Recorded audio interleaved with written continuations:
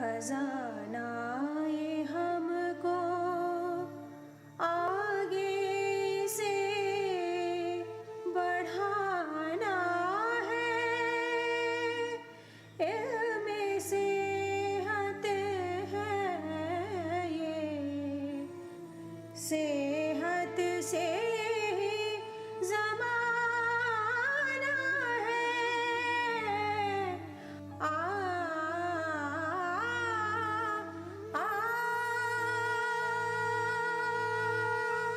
अस्सलाम वालेकुम ख़वातीन व हज़रात, डीडी उर्दू के प्रोग्राम इल्म सेहत में आपका खैर मक़दम है।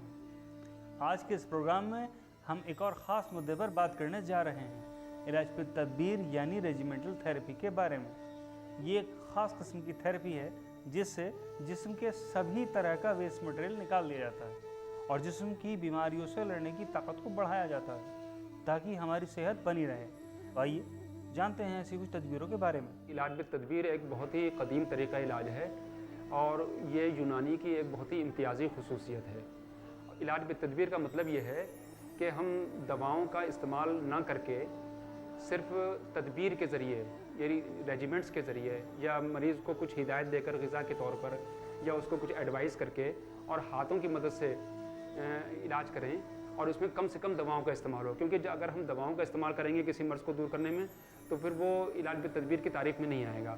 इलाज बिल तदबीर क्या होता है? सिर्फ असबाब सित्ता ज़रूरिया में हम चेंज करते हैं ताकि एक इंसान जो है वो सेहतयाब हो जाए, जिनको हम मरीज़ के हिसाब से और मरीज़ की बीमारी के हिसाब से हम उसको एडवाइस करते रहते हैं। एक इंसान सिर्फ दवा खा रहा है और एक इंसान दवा के साथ साथ ये तदाबीर भी यूज़ कर रहा है, तो ऑब्वियसली अगर वो इंसान 10 दिन में ठीक होगा, ये 2 दिन में ठीक होगा, तो हम एक्सेलरेट करते हैं डिजीज़ की जो प्रोग्नोसिस है, पेशेंट को जो ठीक होने का टाइम है वो इन तदाबीर से बढ़ जाता है। कपिंग यूनानी तिब की एक ख़ास टेक्निक है जो एक्यूप्रेशर के उसूलों पर टिकी हुई है।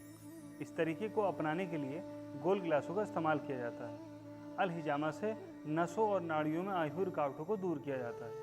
कपिंग भी 3 तरह की होती है जो वक्त और ज़रूरत के हिसाब से चुनी जाती है। हिजामा जो लफ्ज़ है वो हज्म से निकला है, जिसके मतलब होते हैं नश्तर यानी कि सींगियाँ खिंचवाने के।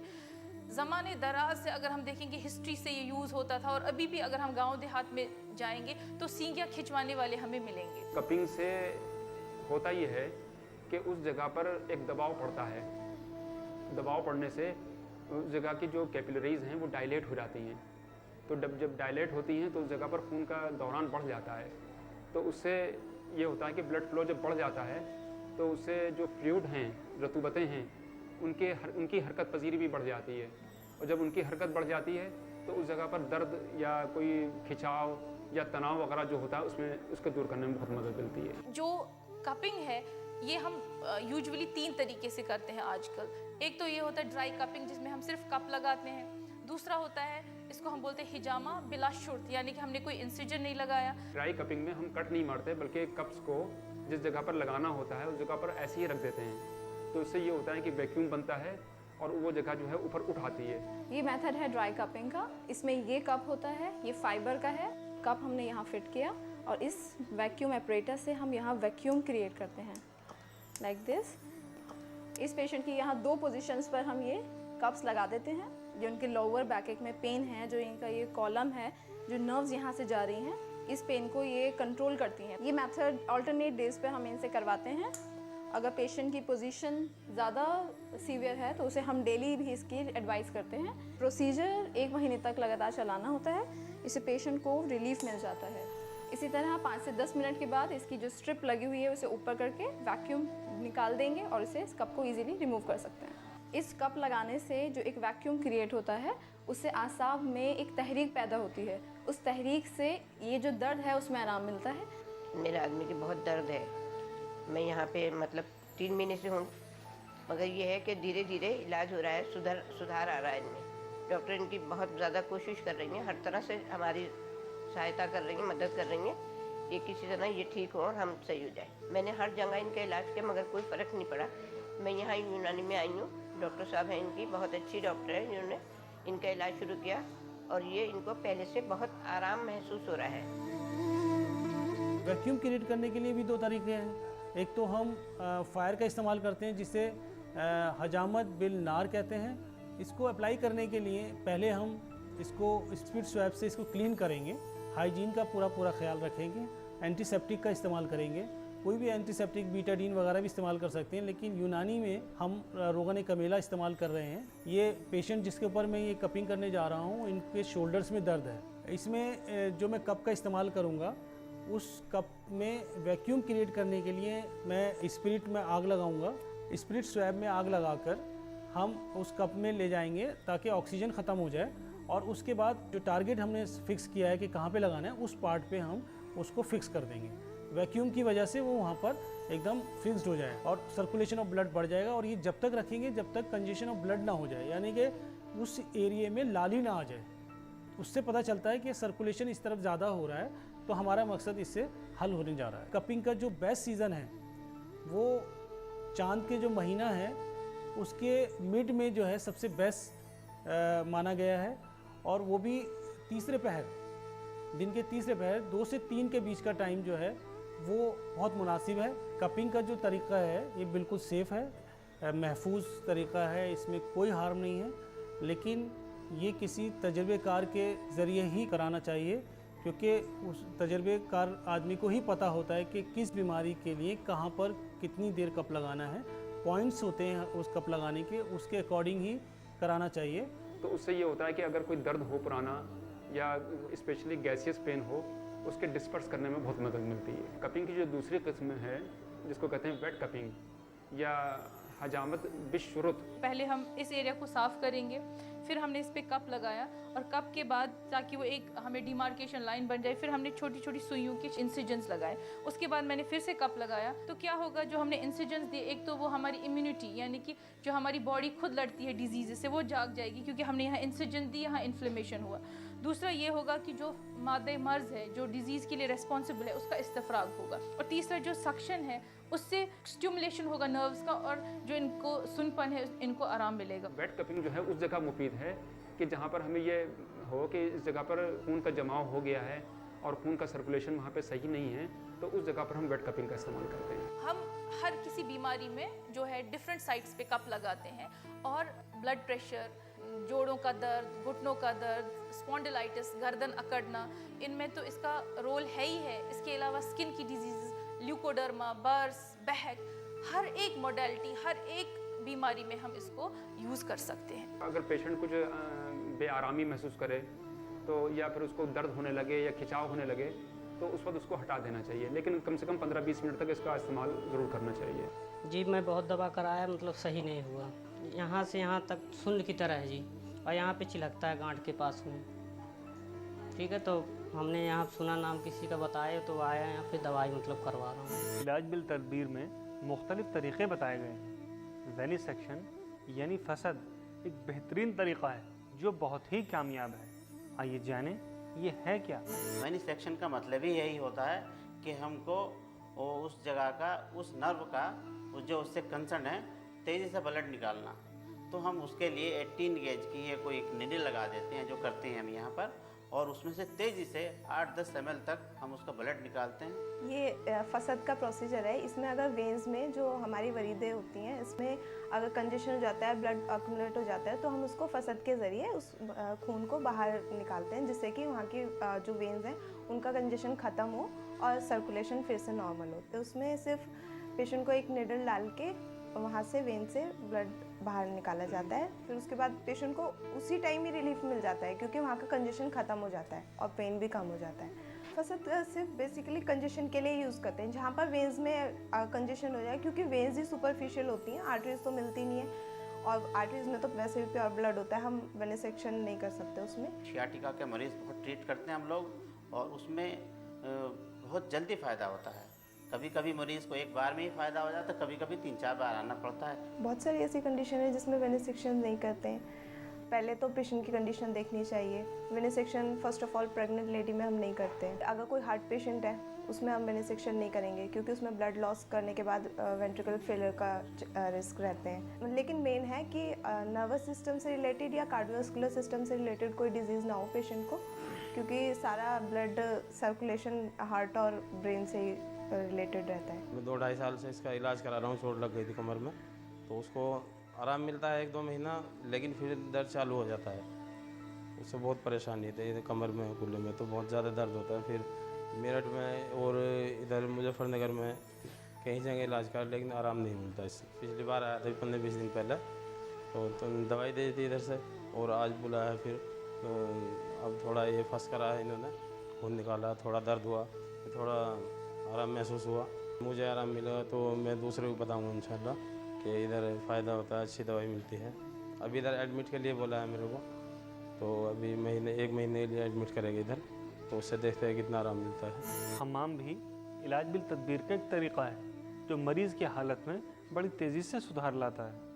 आजकल की नई तकनीकों ने इसे और भी महफूज और कारगर बना दिया। हम्माम का मतलब वो नहीं है जो हम समझते हैं कि बात करना, जो घरों में नहा लेना, बल्कि खुसूसी तिब्बी तौर पे हम इसको इस्तेमाल कर रहे हैं। अपने मेडिकल एप्लीकेशन के तौर पर हम बात को यूज़ कर रहे हैं। तो इसमें भी बहुत सारी किस्में हैं। पहले हम्माम 3 कमरे इसके लिए होते हैं, 1, 2, 3। पहला कमरा होता है बारिद रतब, यानी उस कमरे में हम ठंडे पानी से गुस्ल कराते हैं। दूसरा कमरा होता है हार रतब, उस कमरे में हम गर्म पानी से उसको गुस्ल कराते हैं। अब वो डिज़ीज़ के अकॉर्डिंग करते हैं कि कितनी देर उसको ठंडे में रखना है और कितनी देर फिर उसको गर्म में रखना है। ये तीसरा कमरा होता है, उसको कहते हैं हार याबिस। हार याबिस का मतलब है गर्म और खुश्क हवा, यानी ऐसी हवा जिसमें नमी ना हो। इसके लिए हम लोग हीट कन्वर्टर्स का इस्तेमाल करते हैं और इसके अंदर हीट हम जो है तकरीबन 40 डिग्री तक के रखते हैं। उसमें उसको 10-15 मिनट बिठाते हैं, जिससे उसका पसीना निकलता है। इससे वो उसके एक तो मसाम खुल जाते हैं पूरे जिस्म के, और वो अपने को तरोताज़ा महसूस करता है, और जो उसके आसाब हैं उनमें स्टिमुलेशन होता है, और वो किसी हद तक के अपना जो कमज़ोरी है उसकी वीकनेस वो कम होती है। मौजूदा दौर में न तो इतनी जगह की तंगी की बिना पर और वक्त की तंगी की बिना पर अब उसमें हमने मॉडिफिकेशन करते चले आए हैं। बजाय इसके हम बड़ी बड़ी फर्नेस लगाएं, उसमें आग जलाएं और उसमें पानी गर्म करें, तब उसके बाद उसमें घंटों में भाप बनेगी। तो इसके लिए हमारे पास इलेक्ट्रिक ऐसी चीज़ें मौजूद हैं जिससे भाप बनती है, और छोटी सी जगहों में बैठाल के कुर्सी पे हम बहुत आराम से मरीज़ को स्टीम बाथ बहुत आसानी से हम दे सकते हैं। लेकिन जब भी हम हमाम किसी को तजवीज़ करें, हमें बहुत सारे एहतियात रखने चाहिए। किसी इंसान को बुखार नहीं होना चाहिए या कोई एक्यूट इन्फेक्शन नहीं होना चाहिए, क्योंकि उस केस में हमाम उन चीज़ों को बढ़ा सकता है। बाकी सब चीज़ों में हम हमाम कर सकते हैं। हमाम के फ़ायदे ब्रोंकाइटिस में, स्किन डिजीज़ में बिल्कुल इस्टेब्लिश साइंटिफिकली प्रूव हुए हैं कि हमाम को हम इन ब्रोंकाइटिस, एज़मा, जो भी हमारी जो होती है ना रेस्पिरेटरी डिजीज़ होती हैं, सांस की प्रॉब्लम्स, उनमें बहुत ज़्यादा फ़ायदा है। स्किन डिजीज़ में बहुत ज़्यादा फ़ायदा है, और ओबेसिटी में, जो कि आजकल बहुत बड़ा चैलेंज है, उसमें भी बहुत बड़ा फ़ायदा है हमाम का। मैं रात में करीब 8 बजे साइकिल से जा रहा था मैं, और अंधेरा था, बिजली खंभे से टकरा गया, तो मेरा यहाँ टाँके भी आए मेरे, और ये तमाम चोटें आई तमाम, और बदन में जो है गुम चोटें हैं, जिसकी वजह से बड़ी तकलीफ़ है, और वरम है हाथों में बहुत ज़्यादा। रात में सो नहीं पाता हूँ, तो यहाँ सिकाई से मुझे फ़ायदा है। मेरठ मैंने इलाज कराया था एलोपैथिक का मेडिकल कॉलेज में, लेकिन कोई फ़ायदा नहीं हुआ, इसलिए फिर मैं यहाँ आया हूँ। यहाँ के इलाज से मुझे बहुत फ़ायदा हुआ। दलक यानी मालिश एक और ऐसा तरीक़ा है जिसकी अपनी एक अहमियत है। मालिश की भी कई किस्में होती हैं, और ज़रूरत के मुताबिक ही तय किया जाता है कि किस किस्म की मालिश की मरीज़ को ज़रूरत है। यूनानी का जो प्योर तरीक़ा इलाज था वो ये था कि हम हाथों से इसकी मालिश करते थे, और उसके साथ साथ हम मुख्तलिफ़ रोगनियात का इस्तेमाल करते थे, और हम उसको यही नहीं बल्कि खुरदरे कपड़े से भी उसका मालिश कर सकते थे। किसी ऐसे रफ़ कपड़े को इस्तेमाल करके हम मालिश कर सकते थे। जब हम मसाज करते हैं तो पेरिफेरल सर्कुलेशन, जो जानेबी जो दौरान खून होता है, वो बढ़ता है। तो हम रोगन को इस्तेमाल करेंगे साथ में, तो उसका जज़ाब और इसका एब्जॉर्प्शन भी बढ़ेगा। तो मुख्तलिफ़ किस्म के फ़ायदे हमें एक साथ हासिल हो सकते हैं हरारत से और रोगन के इस्तेमाल से। ये जो मरीज़ है हमारा, इसको मस्कुलर डिस्ट्रॉफी है, यानी कि इसकी मसल्स जो है वो पैदाइश से ही बहुत ज़्यादा कमज़ोर हैं, जिसकी वजह से ये चल फिर नहीं सकते हैं। इनको हम तेल की मालिश करते हैं, जिसको हम बोलते हैं दलक अमलिस। वो मालिश जो चिकने हाथों से की जाती है, इसमें हम जो तेल लगाते हैं वो मुकव्वी यानी कि ताकत देने वाले, जैसे रोगन बादाम, रोगन ज़ैतून का इस्तेमाल करते हैं, ताकि वो इसकी बदन में जाएँ और उसको तक़वियत करें, और इसकी मसल्स जो हैं वो उनमें और मजबूती आ जाए। जब हम मरीज़ों को ये अल्टरनेट हॉट फर्मेंटेशन और दलक करते हैं तो रिज़ल्ट्स बहुत अच्छे आते हैं। बहुत सारे बच्चे जो हैं वो इस काबिल हो जाते हैं कि वो चल फिल सकें। लेकिन यहाँ मैं बताना चाहूँगी ये काम 1-2 महीने में नहीं होता है, इसमें कम से कम 6 महीने से 1 साल लगता है। दलक का इस्तेमाल मुख्तलिफ़ अमराज में मुख्तलिफ़ हालतों में किया जाता है और मुख्तलिफ़ किस्म की दलक को इस्तेमाल करके उनकी क़ुव्वत और उनकी मुद्दत के लिहाज से हम मतलूबा फ़ायदे हासिल कर सकते हैं। और इसी तरह से मुख्तलिफ़ जहाँ पे हम इनको कंट्रा इंडिकेट करेंगे, हम मना कर देंगे कि हम मसाज नहीं कर सकते। तालीक़ हल्क़ लीचिंग एक बेहद पुराना तरीक़ा इलाज है जो बेहद कारआमद है। सदियों से ये तरीक़ा अपनाया जाता रहा है और आज भी इससे आवाम को फ़ायदा पहुँच रहा है। ये ख़ास तौर पर जल्दी अमराजों के लिए बहुत मुफीद है। जौ के लुआब दहन में एक मादा होता है एंटीकोगुलेंट, यानी जो खून को जमने से रोकता है, वो हाइरोडिन के नाम से जाना जाता है। तो जब जौ जिस जगह पर चिपकती है या जिस जगह पर काटती है तो उस जगह पर ये हाइरोडिन जो है वो जल्द के नीचे पहुंचकर दौरान खून में शामिल हो जाता है। तो हाइरोडिन की खुसूसियत ये होती है कि जहाँ जहाँ पर खून जम रहा है उस जमाव को ये दूर करती है। जब जमाव को दूर होती है तो वहाँ पर सर्कुलेशन, खून का दौरान बढ़ जाता है, और जब खून का दौरान बढ़ता है तो वहाँ पर नए टिश्यूज़ पैदा होने लगते हैं, नई कैपिलरीज पैदा होने लगती हैं जो ज़ख्म के भरने में मदद करती हैं। ब्लड क्लॉटिंग को रोकता है, इवन इन्फ्लेमेशन, सूजन वगैरह को रोकता है, और ब्लड फ्लो यानी कि जो खून है खून के दौरान को बढ़ा देता है। तो इसी वजह से जो है हमने देखा है लीच को हम इवन हार्ट डिजीज़ में बहुत अच्छी तरह से यूज़ कर सकते हैं। ऐसे अमराज के जो किसी दवा से जिनमें अच्छा रिस्पांस नहीं आ रहा है तो उनमें अगर हम जोंक का इस्तेमाल करें तो उससे काफ़ी बेहतर हमें नताइज देखने को मिले हैं। वजाउल मफासिल बलगमी, जो बलगम की वजह से वजाउल मफासिल आर्थराइटिस है, उसमें यूज़ कर सकते हैं। सर्दियाँ आती हैं तो हर किसी को बहुत ज़्यादा जो है साइनोसाइटिस की प्रॉब्लम होती है, उसमें हम लीच को यूज़ कर सकते हैं। जैसे ऑस्टियोआर्थराइटिस में हम इसको करते हैं, या डायबिटिक अल्सर हैं, बहुत पुराने अल्सर, उसमें हम लीच देते हैं। ऐसी जगह पर जहाँ पर पहले से कोई ज़ख्म हो या वो जगह जो है बहुत ज़्यादा इन्फेक्टेड हो तो वहाँ पर भी लीच का इस्तेमाल से आदमी आमतौर पर बचा जाता है। लीच सबसे अच्छी वो होती है जो काली हो, पतली हो, बहुत ज़्यादा मोबाइल हो, एक्टिव हो। ये इसका मुंह होता है, इसके 2 एंड्स होते हैं, दोनों ही सकिंग होती है। जो छोटा वाला एंड है ये देख रहे हैं, ये इसका मुंह है, लेकिन सक ये दोनों एंड से करता है। तो हम पहले ये वाला एंड लगाते हैं, पीछे एंड से हम इसको होल्ड करते हैं। ये जो बच्चा है जिसको आप देख रहे हैं उसको एक्टोपिक डर्मेटाइटिस है, इसीलिए हम इनको चेहरे पे जो इनका इफेक्टेड एरिया है वहाँ पे जौंक लगाएंगे। अब आप देख रहे हैं कि ये जो लीच है अब ये बहुत मोटी हो गई, इसने बहुत सारा खून चूस लिया है, और इसकी जो स्लाइवा में है जो बहुत सारे एंजाइम्स होते हैं वो क्या करते हैं, वो इस सूजन को कम करते हैं, खून के सर्कुलेशन को बढ़ाते हैं, इम्यूनिटी को बूस्ट करते हैं, जिससे इसको इंशाल्लाह बहुत आराम होगा। मैंने काफ़ी इलाज करे इस बच्चे के, कई जगह दिखाया है लेकिन कोई फ़र्क नहीं पड़ा। थोड़े दिन आराम होता है फिर वही हो जाता है। अब मैं यहाँ पे दिखाया, यहाँ पे बहुत फ़र्क है, और यहाँ डॉक्टर साहब से बात हुई, इन्होंने ये लगाई, अब इससे बहुत बेटर है। टाइम लगता है लेकिन बहुत अच्छा हो जाता है इलाज, बहुत फ़र्क पड़ गया, बॉडी में बहुत फ़र्क है, सिर्फ चेहरे पे रह गया इसके। रियाजत या कसरत भी एक ऐसा तरीक़ा है जिसकी यूनानी तिब में ख़ास जगह है। जिस्मानी कसरत का यूनानी तिब में ख़ास जिक्र है। ये तंदुरुस्त रहने और बीमारियों को ठीक करने के लिए बेहद फ़ायदेमंद है। ये न सिर्फ पेट, हाजमे और जिस्म के लिए ही फ़ायदेमंद है बल्कि रूहानी तौर पर भी सुकून पहुँचाती है। इलाज भी तदबीर में इसको रियाजत के नाम से जानते हैं, एक्सरसाइज। रियाजत यानी एक्सरसाइज से तो सब लोग वाकिफ़ ही हैं, जानते हैं इसके बारे में क्या है। बेसिकली इसी से, एक्सरसाइज से ही ये पूरा एक डिपार्टमेंट फिजियोथेरेपी का निकला है। ये एक ऐसा अमल है, इरादी या गैर इरादी तौर पे हम अपने काम के लिए जा रहे हैं तब भी हमारी कुछ न कुछ रियाजत हो रही है, लेकिन वो गैर इरादी है। मजदूर है, वो काम कर, इनको बोलते हैं हरकतें गैर इरादी। और इरादतन जब हम रियाजत का या एक्सरसाइज का मकसद जब हमारा होता है तो ये देखा गया है उसमें फ़ायदा बहुत ज़्यादा होता है। जिन लोगों को हम एक्सरसाइज कराते हैं वो कुछ तो डिजीज़ हैं उन्हीं में कराते हैं, और कुछ हेल्थ को एनहांस करने के लिए, ठीक करने के लिए बेसिकली ज़्यादातर हम जो आसाब के मरीज़ होते हैं उन लोगों को कहते हैं करने के लिए।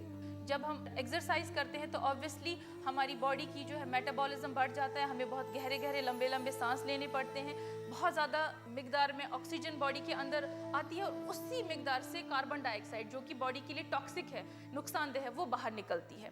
तो रियाजत के भी हमारे यहाँ बहुत सारे अक़साम हैं। जब हम उसको एक्सरसाइज कराते हैं मुख्तलिफ़ तरीक़ों से, मशीनों से यहाँ, और उसको कुछ दवाएँ देने की भी ज़रूरत पड़ती है जिससे जो नर्व्स हैं, जो आसाब हैं, उसका स्टिमुलेशन हो और साथ साथ में एक्सरसाइज, तो वो कम से कम वो मरीज़ इतना हो जाता है कि अपने रोज़मर्रा के किसी हद तक काम करने लगे। पहली है जिसमें हमें कुव्वत, अगर हमने वेट लिफ्टिंग जैसे करते हैं, बहुत ज़्यादा कुव्वत का इस्तेमाल किया, उसको हम बोलते हैं रियाज़त कविया। अगर बहुत हमने कम कुव्वत का इस्तेमाल किया, सिंपल चल रहे हैं वॉकिंग की, रियाज़त ज़ईफ़ा हो गई। इसके अलावा हमारी होगी अगर हमने बहुत लंबे अरसे तक कोई एक्सरसाइज, सिंपली अगर आप चलते भी हैं 1 घंटा 45 मिनट, उसको हम बोलते हैं रियाज़त कसीरा या तवीला, जो बहुत जिसमें ड्यूरेशन का जो है दखल हो। इसके अलावा उसका ऑपोजिट वो एक्सरसाइज जो हम बहुत कम मुद्दत के लिए करते हैं, उसको बोलते हैं रियाज़त कलीला। इसके अलावा जो होती है हमारे यहाँ रियाज़त जिनको बोलते हैं बत्ती, एक हरकत से, एक मूवमेंट से दूसरी मूवमेंट में बहुत जल्दी जल्दी हम चलें, उसको हम बोलते हैं रियाज़त सरिया। और बहुत स्लो एक हरकत से दूसरे हरकत में अगर बहुत ज़्यादा वक्फा है, उसको हम बोलते हैं रियाज़त बतिया। जो मरीज़ ऐसे हैं जो जिनको दिल की बीमारी है या बहुत ही ज़्यादा कमज़ोर हैं, उनको हम एक्सरसाइज इस तरह की जिससे उनको ख़तरा हो सकता है, उनको मना करते हैं। तकरीबन 2 साल से बराबर मुस्तकिल यहाँ घूमने के लिए आता हूँ। सुबह फजर की नमाज के बाद घूमने से मुझे बहुत फ़ायदा हुआ है। पहले मुझे जो है जब मैं घूमने नहीं आता था तो मुझे नमाज़ पढ़ने में बहुत दिक्कत होती थी।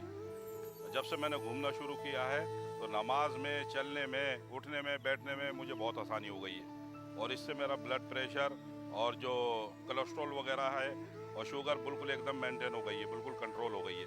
मैं बीमार हो गया था अभी पीछे काफ़ी, तो डॉक्टर को दिखाया, उससे फ़ायदा नहीं हुआ। फिर मैंने हकीम को दिखाया तो यूनानी दवाएं ली, उससे फ़ायदा हुआ। एक दिन मैं मेडिकल स्टोर पे दवा लेने गया तो बोला, वो मेडिकल वाला मेरा दोस्त बोला कि यार तू कहाँ चक्कर में पड़ गया डॉक्टरों के, तुझे तो मॉर्निंग वॉक करनी चाहिए, ये सारी बीमारियाँ दूर हो जाएंगी जो भी पेट की हैं। तो मैंने जब से रूटीन बना ली है अपनी सुबह मॉर्निंग वॉक की, सुबह किसी भी मैं बाहर चला जाऊँ तो अलग बात है, वैसे दिल्ली में होता हूँ तो डेली मॉर्निंग वॉक मेरी होती है। सुबह उठ के 5 बजे नमाज़ पढ़ के मैं इधर आ जाता हूँ और मॉर्निंग वॉक करता हूँ। मॉर्निंग वॉक के इतने फ़ायदे हैं कि लोग अगर उस तरफ ध्यान दें तो दवाओं की ज़रूरत नहीं पड़ेगी, सच्चाई तो ये है। मैं यहाँ पे हर रोज़ आके एक्सरसाइज करता हूँ और अपने दोस्तों के साथ फुटबॉल खेलता हूँ। जब से छुट्टी हुई है या फिर जब भी कोई टाइम मिलता है, मैं हर रोज़ सुबह को यहाँ पे आके एक्सरसाइज करता हूँ। एक्सरसाइज से जो मुझे यहाँ पे फ़ायदा हुआ, पहले मेरा पेट थोड़ा सा निकला हुआ था, मेरी हेल्थ थोड़ी ख़राब थी, अब मैं पूरा फिट हूँ। एक्सरसाइज मुझे मेरे डॉक्टर ने भी एडवाइस दी थी कि अगर तुम हर रोज़ वॉक करोगे, जॉग करोगे, तुम्हारी हेल्थ अच्छी रहेगी, तुम्हारा बाइसेप्स वगैरह अच्छी रहेगी। तो इसकी वजह से मैं अपनी आगे फ्यूचर के लिए अपनी हर रोज़ यहाँ पे आके वॉक करता हूँ। हमारा तो मकसद ये है कि इंसान की फलाह बहबूद, इंसान की सेहत कायम रहे। इसमें किसी भी तरह का डिमार्केशन नहीं होना चाहिए, बल्कि सारे तिब के लोग मिल करके इंसान की सेहत को कायम और दायम रह सके। तो देखा आपने, यूनानी तिब में कई ऐसे बेहतरीन तरीक़े हैं जिनसे मरीज़ को बिना नुकसान पहुँचाए अंदरूनी और बैरूनी तौर पर आराम पहुँचाया जा सकता है। रेजिमेंटल थेरेपी यानी इलाज बिल तदबीर ऐसा उम्दा तरीक़ा है जो यूनानी तिब के किसी और तरीक़े इलाज बिल ग़ज़ा और इलाज बिल दवा के साथ साथ मरीज़ को एक बार फिर से सेहतमंद ज़िंदगी का तोहफ़ा देते हैं। अगले एपिसोड में हम बात करेंगे क्रॉनिक डिजीज़ के बारे में। सभी की सेहत के लिए दुआ करते हुए मैं आपसे इजाज़त लेता हूँ। शब्बा खैर, अलविदा। पुरखों से मिला है खजाना ये हमको, आगे से बढ़ाना है। इल्मे सेहत है ये, सेहत से